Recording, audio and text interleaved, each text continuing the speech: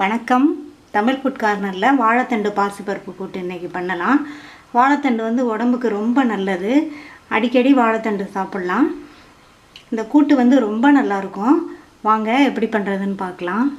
இந்த நீளத்துக்கு வாழைத்தண்டு எடுத்து வச்சுருக்கேன். 2 டேபிள் ஸ்பூன் பாசிப்பருப்பு. பாசிப்பருப்பில் வந்து தண்ணி சேர்த்துக்கலாம். இது ஒரு அரை மணி நேரம் ஊறட்டும். வாழைத்தண்டை ரவுண்டாக இந்த மேலே உள்ள லேசாக அந்த தோலை சீவிட்டு ரவுண்டாக கட் பண்ணிவிட்டு அதுக்கப்புறம் சின்ன சின்ன துண்டுகளாக கட் பண்ணணும். இதில் நார் இருக்கும், அதனால் கவனமாக கட் பண்ணணும். இந்த வாழைத்தண்டு எப்படி சுத்தம் பண்ணி கட் பண்ணுறதுங்கிற வீடியோ வந்து சேனலில் இருக்குது, அதை பார்த்துக்கங்க. இப்போது இதை கட் பண்ணி நம்ம மோரில் சேர்த்துடலாம். 1 கப் தண்ணி சேர்த்துக்கலாம். ஊற வச்ச பாசிப்பருப்பை இதோடு சேர்த்துக்கலாம். அந்த பாசிப்பருப்போட மோரில் கட் பண்ணி போட்ட வாழைத்தண்டை நல்லா கழுவிட்டு சேர்த்துக்கலாம். அப்படியே சேர்த்தோம்னா மோர் வாசனை வரும். மோருக்கு பதில் நீராகார தண்ணியிலையும் வாழைத்தண்டை கட் பண்ணி போட்டுக்கலாம். வாழைத்தண்டை இந்த பாசிப்பருப்போடு சேர்த்துடலாம்.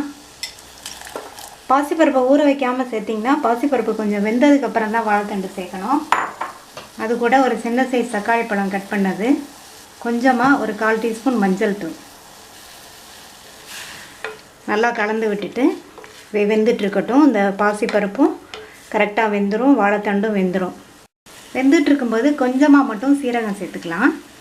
பருப்பு சேர்த்துருக்கிறதுனால பொங்காமல் இருக்கிறதுக்காக கொஞ்சமாக நல்லெண்ணெய் சேர்த்துக்கலாம்.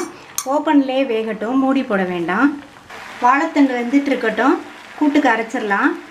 1/2 டீஸ்பூன் சீரகம், 1/2 டேபிள் ஸ்பூன் தேங்காய் துருவல், 2 பச்சை மிளகாய். நீங்கள் வந்து வேணுன்னா குறைச்சியும் கூட்டு சேர்த்துக்கலாம். இதை கொஞ்சமாக தண்ணி சேர்த்து குறப்பாக அரைச்சி எடுத்துகிட்டு வந்துடலாம்.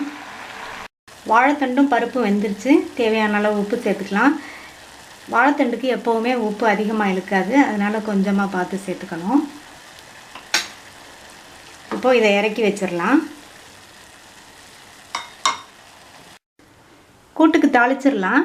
2 டீஸ்பூன் எண்ணெய் விட்டு சூடாயிடுச்சு. கடுகு உளுந்து சேர்த்துக்கலாம். கடுகு உளுந்து பொரியட்டும். கடுகு உளுந்து பொரிஞ்சிருச்சு. ஒரு 4-5 சின்ன வெங்காயம் கட் பண்ணது அதை சேர்த்துக்கலாம். கருவேப்பிலை, ஒரு கட் பண்ண காஞ்ச மிளகாய், 1/4 டீஸ்பூன் பெருங்காய பவுடர். பெருங்காய பவுடர் ஆப்ஷனல் தான், வேண்டாம்னா சேர்க்க வேண்டியதில்லை. வெங்காயம் நல்லா வதங்கிடுச்சு. வெந்த வாழைத்தண்டு பாசிப்பருப்பை இதில் சேர்த்துக்கலாம்.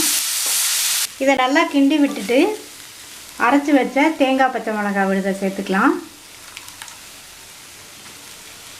சேர்த்ததுக்கப்புறம் நல்லா கலந்து விட்டுட்டு இந்த தேங்காய் அரைச்சி விட்டோம் இல்லையா, அந்த பச்சை வாசனை போகிற வரைக்கும் இருக்கட்டும்.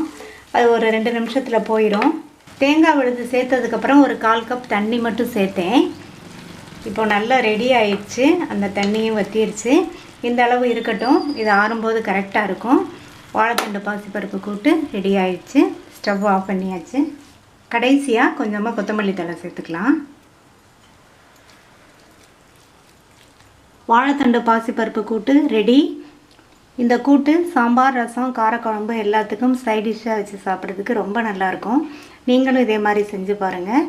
இந்த வீடியோ உங்களுக்கு பிடிச்சிருந்தா லைக், ஷேர் அண்ட் கமெண்ட் பண்ணுங்கள். சேனலுக்கு சப்ஸ்கிரைப் பண்ணுங்கள். தேங்க்யூ.